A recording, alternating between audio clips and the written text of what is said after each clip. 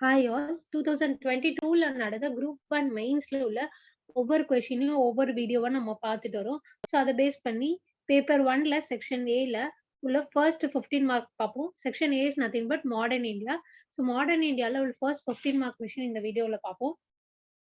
In what ways do you think India is formidable or strong even in midst of diversities? இந்த question is nothing but India வந்து unity இன் டைவர்சிட்டியா எப்படி வந்து இருக்கு? அதுக்கான reasons என்ன? அப்படின்னு சொல்லி நம்மள கேட்டிருக்காங்க. ஸோ ஃபர்ஸ்ட் இன்ட்ரோடக்ஷன் எழுதிக்கலாம். India unity in diversity. India is a plural society both in letter and spirit. It is slightly characterized by its unity and diversity அப்படின்னு சொல்லி எழுதிக்கலாம். So what is unity in diversity அப்படின்னு சொல்லி எழுதிக்கலாம். Unity is nothing but without unity without uniformity and diversity without fragmentation அப்படிங்கிறது தான் வந்துட்டு unity இன் டைவர்சிட்டியோட அந்த அந்த ஃப்ரேஸோட மீனிங்னு பாத்தீங்கன்னா எந்த ஒரு யூனிஃபார்மிட்டியும் இல்லை ஆனாலும் நம்ம யுனைட்டடா இருக்கோம். எந்த ஒரு ஃப்ராக்மெண்டேஷன்ஸும் இல்லை. எவ்வளவோ டைவர்சிட்டி இருந்தாலும் we are unified without any fragmentation. இதுதான் இந்த ஃப்ரேஸோட மீனிங். ஸோ வேரியஸ் இந்தியாவில் என்னென்ன டைவர்சிட்டி ஃபீச்சர்ஸ்லாம் இருக்குன்னு சொல்லி நம்ம ஃபர்ஸ்ட் பார்க்கலாம்.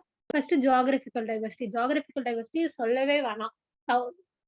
இந்தியாவோட லேண்ட்ஸ்கேப்பே பார்த்தீங்கன்னா நமக்கு வந்து அந்த ஜியாகிரபிக்கல் டைவர்சிட்டி வந்து ப்ரூவ் பண்ணும். சவுத் இந்தியா இங்க மோஸ்ட்லி வந்து they are surrounded by beaches, coastal regions.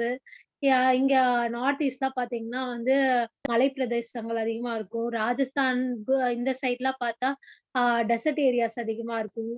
அப்புறம் ஸ்னோ, காஷ்மீர், உத்தரகாண்ட் அந்த ஏரியாலாம் பார்த்தா ஸ்னோ அதிகமா இருக்கும். ஸோ இது மாதிரி கம்ப்ளீட்லி பிசிக்கலி டைவர்ஸ் கண்ட்ரி.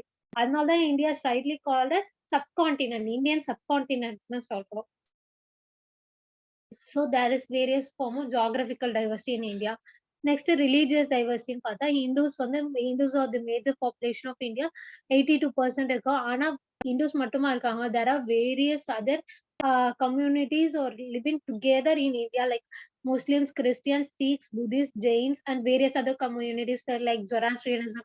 அது மாதிரி நிறைய கம்யூனிட்டிஸ் இந்தியால இருக்கு அப்படின்னு சொல்லலாம்.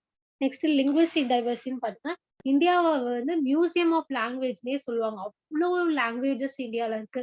இந்திய மொழி குடும்பங்கள் அப்படின்னு சொல்லி அது ஃபேமிலி ஆஃப் இந்தியன் லாங்குவேஜஸ்னு பார்த்தாலே நிறைய இருக்கு. Indo Aryan language family, Dravidian language family, Sino Tibetan language family, நிறைய லாங்குவேஜ் ஃபேமிலியே அதிகமா இருக்கு. அதாவது ஃபார் எக்ஸாம்பிள் திராவிடியன் லாங்குவேஜ் ஃபேமிலின்னு எடுத்துக்கிட்டாலே அதுலயே நிறைய பட்ட லாங்குவேஜஸ் உண்டு. அப்புறம் இந்த லாங்குவேஜ் ஒவ்வொரு லாங்குவேஜும் எடுத்துக்கிட்டீங்கன்னா டைலக்ட்ஸா ஃபார் எக்ஸாம்பிள் தமிழ் லாங்குவேஜ்லயே பாத்தீங்கன்னா கோவையில ஒரு டைலக்டா இருக்கும், திருநெல்வேலியில ஒரு டைலக்டா இருக்கும், சென்னையில ஒரு டைலக்டா இருக்கும். ஸோ இவ்ளோ வேரியஸ் ஃபார்ம்ஸ் ஆஃப் லாங்குவேஜஸ் வந்து இந்தியால தான் இருக்கு. வேற எந்த ஒரு நேஷன்ஸ்லயும் இந்த லெவலுக்கு லிங்குவிஸ்டிக் டைவர்சிட்டி கிடையாது.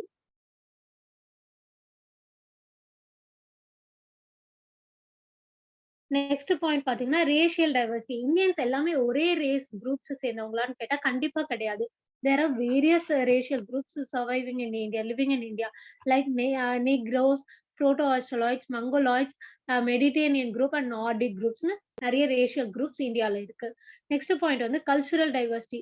அது மாதிரி இந்தியா ஃபுல்லா same type of culture. Culture is nothing but art form, dance form, music form.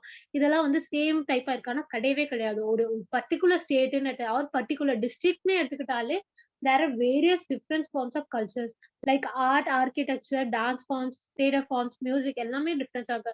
ஆர்கிடெக்சருக்கு example எடுத்துட்டு சவுத் இந்தியால திராவிடியன் ஆர்கிடெக்சர், நார்த் போனீங்கன்னா நகர ஆர்கிடெக்சர்னு அது இருக்கும். டான்ஸ் ஃபார்ம் ஸ்டேட்டுக்கு ஸ்டேட் டிஃபர் ஆகுது. Like Manipuri, Kuchipudi, Bharatanatyam, there are so many dance forms. So நிறைய culture வைஸும் நம்ம டைவர்ஸ் ஆகும். ஸோ இவ்ளோ டைவர்சிட்டி இந்தியால, இவ்ளோ வேரியஸ் ஃபார்ம்ஸ் ஆஃப் டைவர்சிட்டிஸ் இந்தியால இருந்தாலும் ஹவ் இஸ் இந்தியா யுனைடெட், என்னென்ன ஃபேக்டர்ஸ் வந்து அதை யுனைடெடா வச்சிருக்குன்னு சொல்லி நெக்ஸ்ட் நம்ம லிஸ்ட் அவுட் பண்ணலாம். ஃபர்ஸ்ட் வந்து கான்ஸ்டிடியூஷனல் ஐடென்டிட்டி. கான்ஸ்டிடியூஷன் வந்து இந்தியாவுக்கு வந்து சிங்கிள் கான்ஸ்டிடியூஷன் தான். There is no separate constitution for centre and state. Single constitution தான். It's for both centre and state அப்படின்னு சிங்கிள் கான்ஸ்டிடியூஷன் தான்.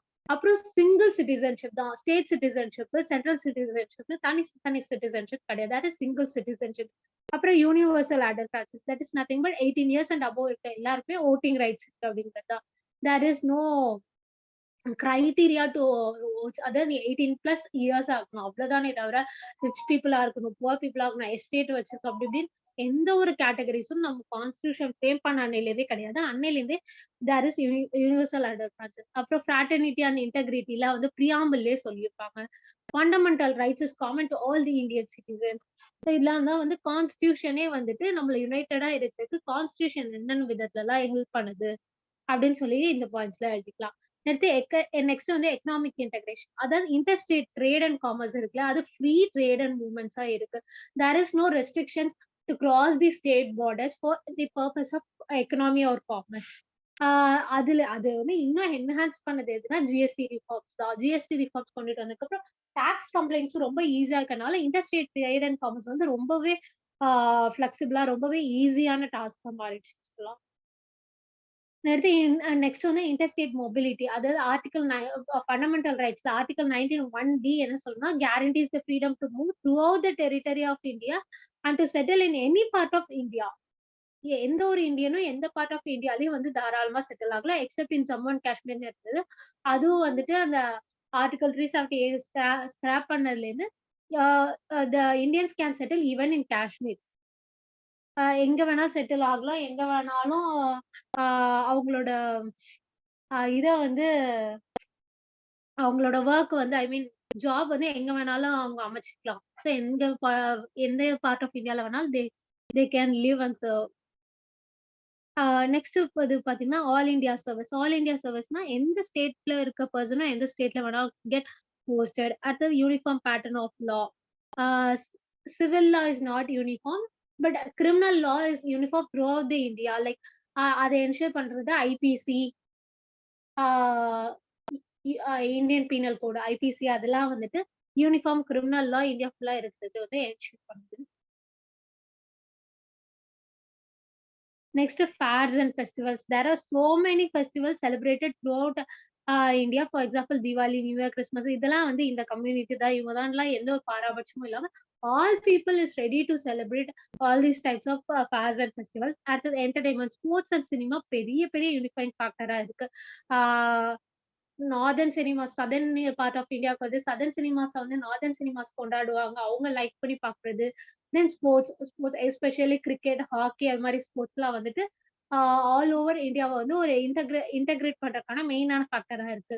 தென் கிளைமேட்டிக் இன்டகிரேஷன், இது வந்து ரொம்ப ரொம்ப முக்கியமான பாயிண்ட். ஸோ இந்தியா வந்துட்டு ஜியாகிரபிக்கல் டைவர்சிட்டி ரொம்பவே அதிகமா இருந்தாலும் monsoon plays a very vital role in integrating India. இந்தியாவோட அக்ரிகல்ச்சரையும் மான்சூனை டிபெண்ட் பண்ணி தான் இருக்கு. So south west monsoon covers majority of India. Like 80% of India வந்து சவுத் வெஸ்ட் மான்சூனை நம்பி தான் இருக்கு. So it plays a very important role in integrating India. அவ்வளவுதான் இந்த பாயிண்ட்ஸ்லாம். So this is more than enough for this session. Thank you all.